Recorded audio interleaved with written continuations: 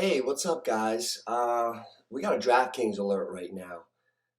For anybody who loves the NFL like I do, you've been following the fantasy, been doing the rankings.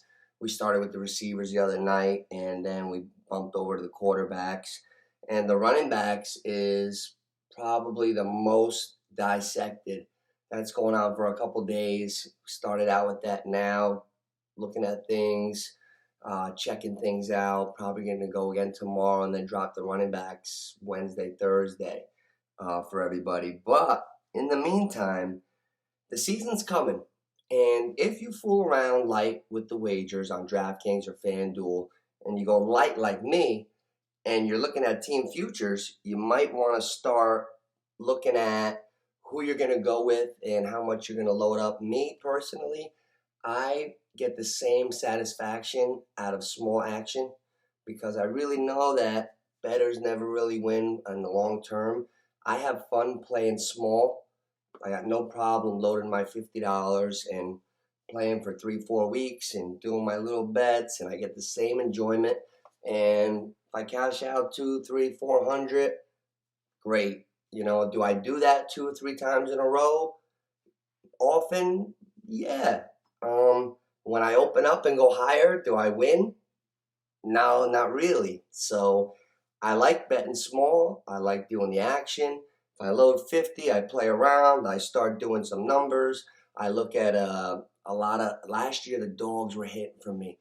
Last year I was so disgusted that towards the end of the season, I would go on at 1 o'clock and just like really fool around, like just have fun with it. I'm not looking, if you're wagering on DraftKings to make bank, you're probably going to go down the wrong path, all right? Because to me, if I bet a couple big games on a Sunday and I win $800, great. Okay, that's really good.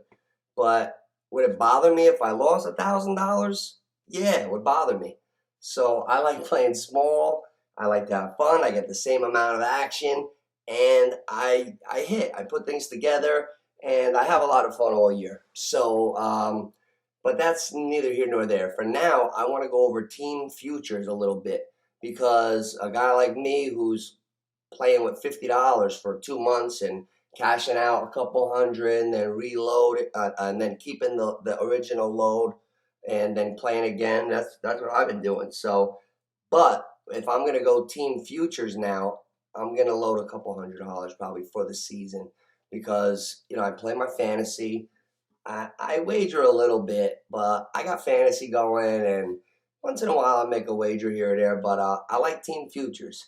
And to be honest, my strong point over the past decade has been the team futures. Every year I pick 3 solid ones. Like I go to the window the last 3-4 years since the DraftKings. I like going to the window. Monmouth over here. You got the Meadowlands. Go to the window and you don't even have to load on DraftKings. You put your money down at the booth, and then you got your ticket. And then you put your ticket away wherever, somewhere safe. You lock it up in a safe. You put it wherever you need to put it. And you got your 3 tickets for the year. Team futures, wins, over-unders. You could take a team to win the Super Bowl, whatever you like. Let me see. 2 years ago, I hammered under Cleveland, and everybody thought I was nuts. 2 years ago, everybody was a year too early on the Browns, and they were listed at like 10.5 or something ridiculous. And I said, "Oh my God, hammer them!" Everyone was against me. I'm the only guy that had the Browns under. They performed last year. They got there last year. I never said I hated the Browns. I just felt they were a year early, and I caught that one. And I think I caught 3 out of 3 that year, 2 out of 3. Last year I swept. I went 3 for 3. And it doesn't matter who I had. I'm not here to brag. Let's talk about this year. Here's a couple that I'm looking at right now. Team over-unders. Don't forget, it's a 17-game season, so you got to take that into account. There's 2 Captain Obvious ones that usually you fall for it, and they got them listed, and they don't always hit. Green Bay is at 10 even. I don't see much changing. 10-7, you push. 11-6, you win. I would take my chances with Green Bay. Final answer? Not yet. Not yet. I'm going to give you 3 when I'm done with this section. Look at that Green Bay. Tennessee, tough. They got their style. They got their defense. They got their runner. The quarterback's gelling. They got receivers. Tennessee's at 9. Why? Okay. Tennessee goes 10-7. You win. I kind of like the over in Tennessee. I don't see slippage. I don't see it. I feel so bad for who I'm about to say next. I've been killing the receivers. I've been killing the cheeseburger face quarterback. I am down on Pittsburgh. I think this is the year the wheels fall off. The wheels fall off on Big Ben and the boys. They're at 8.5. 9-8 would be over. I'm going under. I'm saying Pittsburgh goes 8-9. The best they're gonna go is 8-9.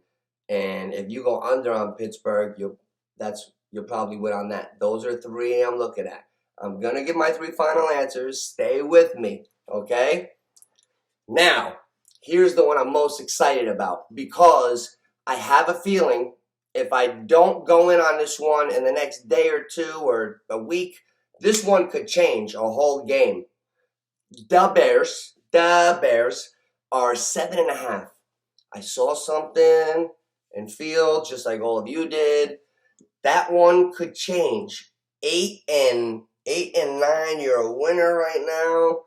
That could change. I might put a little something on Chicago, taking a shot that everything happens the way it looked. Just an early shot. Nothing crazy. Maybe. Okay. So now I got 4 down that I'm looking at. Only a couple more. Hometown team, Giants. Daniel Jones, ascending. Saquon back off the ACL. Probably be faster. We got receivers. We got supposedly a better team. We look like we stunk against the Jets. But 7? If we can't go 8-9 this year, it's going to be demoralizing as a Giants fan. Okay, looking at that. But I'm not going to go hometown team because I don't want to do that. Here's the one that I want. Here's the one I'm zoning in on. New England Patriots, 9.5. They blamed Cam Newton unfairly. They blamed Belichick couldn't do it without Brady. All the bullshit gossip that I hear on ESPN and all the bullshit. That's the reason I'm doing this right now. So we could talk turkey. Let's fucking talk about some real shit. The Patriots were 9. They're in 9.5 right now. I saw Tom Brady tear his ACL years and years ago. Matt Castle came in. They went 11-5. Bill Belichick can coach his ass off. The Patriots are good. They had 8 guys on defense. 8 out of 11 defensive starters elect to sit out. What does that tell you? They still were competing a little bit. If 8 defensive starters sat out, the Patriots are 9.5. 10-7, you're a winner. I can definitely see Cam Newton or Mac Jones going 10-7 or both of them. I don't know which way it's going to go, but I see Belichick coaching his ass off. The players ready. Everybody's back. That's going to be one I go with. So mark the Patriots down for over 9.5. The Patriots are coming back. All right, this one's going to be controversial. Here's my number 2. I only got 3. Remember what I told you? This one's my best one. I'm going to get so much shit for this. You ready? Rams, under 10.5. Under. Rams are the Browns from 2 years ago. They're going to be a big disappointment. They're not going 11-7. No. They're going to go, 11-6. What are you kidding me? 10-7, you lose. It's set too high. Matthew Stafford, I like him. I like the big arm. I've seen that a lot. It doesn't make him... All right, listen, the guy's good. However, he played for Georgia. Sean Moreno was the running back. A.J. Green was the receiver when A.J. Green was A.J. Green. He played with Megatron. How many excuses? Now he's with the Rams. They're going under. All right? The Rams are not going to be this like, oh, Stafford's here. No, it's not going to happen. Goff took him to a Super Bowl, lost, got a slap in the face. Played last year with a broken thumb. Got the win in a playoff game. Nothing. I don't like that shit. I think the Rams are going under this year. So we got the Patriots Over 9.5. Mark that one down. And 17-game season, and we got the Rams under 10.5. Now, you know I love me some Justin Herbert. That's 9.5 too. They go 10-7, you win. I can see the Chargers going 10-7, but you got the Raiders, you got the Chiefs. Staying away from that one. Okay, so I got Patriots, Rams. I got to pick one more out of those. So I'm gonna, when it comes to the team over-unders, I'm gonna go with a little hate. I'm hating Pittsburgh under that 8.5. Pittsburgh's gonna go 8-9 or worse. The wheels are falling off. You take this to the bank. Pittsburgh Steelers under 8.5. The New England Patriots over 9.5, and the Rams under 10.5. Those are your 3 team future wins losses for the season. And I'll go Joe Namath guarantee that 2 out of the 3 win. I've hit at least 2 out of the 3 for about 11 straight years now. I'm confident that 2 out of the 3 will win. Quick, touching on something real quick, just for fun.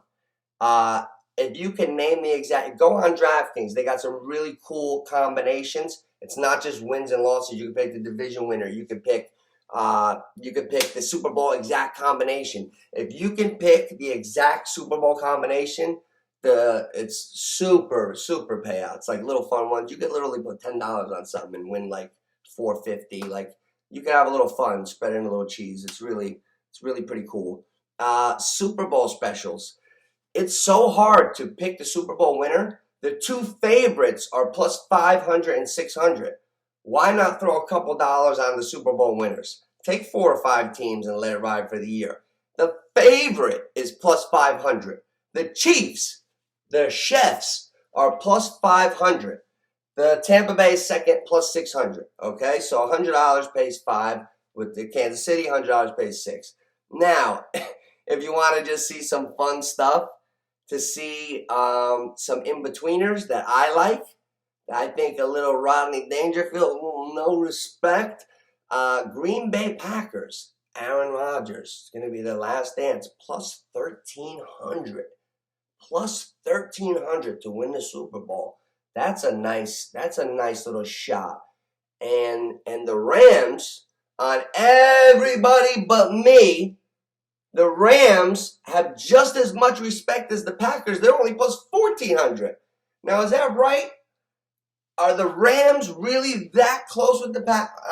I disagree. I gotta see that. The Packers plus 1,300 and the Rams at plus 1,400 is crazy to me. I think the Packers should be plus 700. I think the Packers at 1,300 is a high value pick. So the Seahawks are plus 2,200. $100 pays 2,200. Now, if you want to have a little more fun, you want to go to that third tier, I got 4 teams for you. That $100 pays 3,000. I don't know if you're a fan of one of these teams, or 3 teams. I'm sorry, or you just want one. San Diego with Herbert, and they're always solid. You never know. Plus 3,000. $100 pays 3,000. Tennessee, which is shocking. That's a high value one. I guess they think they don't have the firepower or something. Tennessee is plus 3,000 to win the Super Bowl, and Dallas is plus 3,000, the Cowboys. A lot of Dallas fans.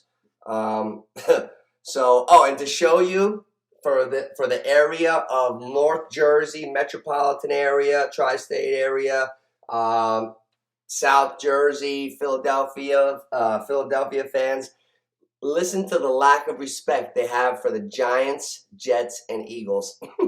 You ready for this? If you think the Giants are going to win the Super Bowl this year, $100, the payout is $8,000. $8,000. If you like Philadelphia to win the Super Bowl, $100 pays 10 G's. Okay? And if you like the Jets to win the Super Bowl, just give me the 100. No, $100 pays $15,000. $15,000 if the Jets win the Super Bowl. If the Jets win the Super Bowl, I feel like all Jets fans should get $15,000 just for their misery.